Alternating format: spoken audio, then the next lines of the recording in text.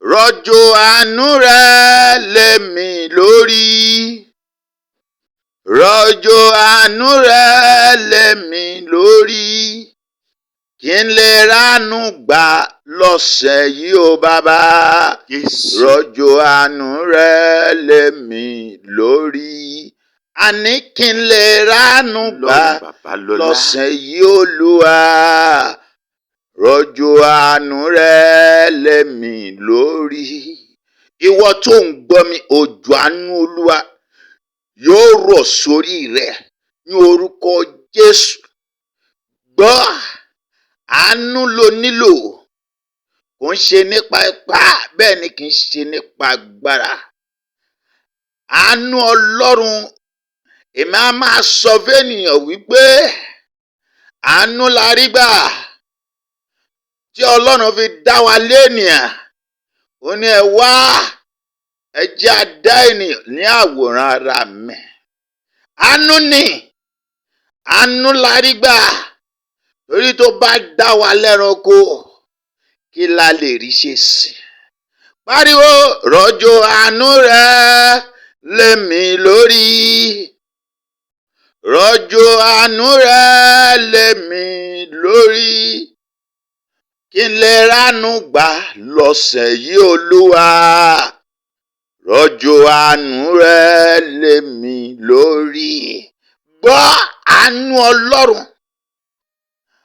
a máa borí nígbà gbogbo. Ẹni tí Ọlọ́run bá ṣe àánú fún, òun ni ó máa rọ́nà lọ láyé. Ẹ̀dá lè tiraka, ẹ̀dá lè gbìyànjú, ẹ̀dá lè sáré, ṣùgbọ́n àánú Ọlọ́run ó ju ìgbìyànjú ẹ̀dá lọ. Àánú Ọlọ́run ó ju eré sísá ẹ̀dá lọ sẹ́. Màmá àti bàbá tẹ́ gbọ́ mi. Ilẹ̀kùn àánú kó ṣí fún ọ ní orúkọ Jésù Kristi.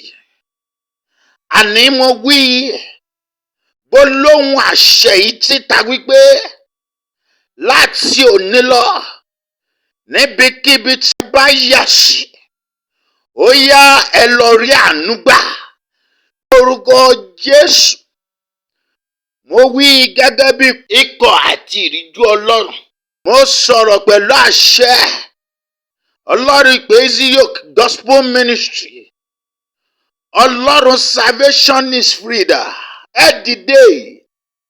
Ọlọ́run Elijah, Ọlọ́run Jacobu, Ọlọ́run Abrahamu, Ọlọ́run Isaac, Jésù olùgbàlà. Ẹ dìde, ẹ ránṣẹ́ àánú sí àwọn wọ̀nyí tó ń gbọ́ mi ní orúkọ Jésù Kristi. Ìwọ tí ó nílò àánú yìí, lọ rí àánú gbà. Lórí iṣẹ́ rẹ, lọ rí àánú gbà. Lórí ọmọ, lọ rí àánú gbà. Lórí ìdílé rẹ, lọ rí àánú gbà. Ilẹ̀kùn àánú kó ṣí fún ọ lọ́sẹ̀ yìí ní orúkọ Jésù Kristi Olúwa wa. Mo pa àṣẹ wípé bá rí gbogbo ẹ̀mí agbára òkùnkùn èyí tí ń dènà ire mọ́ ọ lórúkọ Jésù, ọ̀run kó palẹ̀ wọn mọ́ ní orúkọ Jésù Kristi. Àánú Olúwa ó yá kó tọ̀ wá. Ráàánú gbà lórí iṣẹ́, lọ ráàánú gbà lórí ìdílé rẹ ní orúkọ Jésù Kristi. Mo bẹ̀bẹ̀ fún àánú, òjò ìbùkún, òjò àánú, òjò orí ọ̀fẹ́ kó rọ̀ lé ọ lórí lọ́sẹ̀ iṣẹ́ lórúkọ Jésù. Ò ní fìnira jẹun mọ́, ò ní fìnira náwó mọ́, àní ò ní fìnira wọṣọ mọ́ ní orúkọ Jésù Kristi. Mo pa àṣẹ gẹ́gẹ́ bí ikọ̀ àti ìríjú Ọlọ́run. Àṣẹ àti kọ́ wípé èmi yóò pàṣẹ ohun kan á fìdí rẹ̀ múlẹ̀. Ìmọ́lẹ̀ yóò tàn sí ọ̀nà wa. Ẹ gbọ́, orúkọ Olúwa ilé ìṣọ́ agbára ni. àwọn lódodo sáwọ bẹ̀ wọ́n sì rí ìyè. Gbọ́ ọ̀rọ̀ Olúwa. Ìwé Róòmù orí 9 ẹsẹ̀ 15 wípé nítorí ó wí fún Mósè pé èmi yóò ṣàánú fún ẹni tí èmi yóò ṣàánú fún, èmi yóò sì ṣe ìyọ́nú fún ẹni tí èmi yóò ṣe ìyọ́nú fún. Ní ọ̀sẹ̀ yìí ní orúkọ Jésù, nínú àwọn tí Ọlọ́run yóò yọ́nú sí, lọ jẹ́ kan bẹ́ẹ̀ ní orúkọ Jésù Kristi. Àní àwọn tí Ọlọ́run yóò ṣe àánú fún, lọ pẹ̀lú wọn ní orúkọ Jésù Kristi. Bí òwò rẹ̀ lọ rí àánú gbà.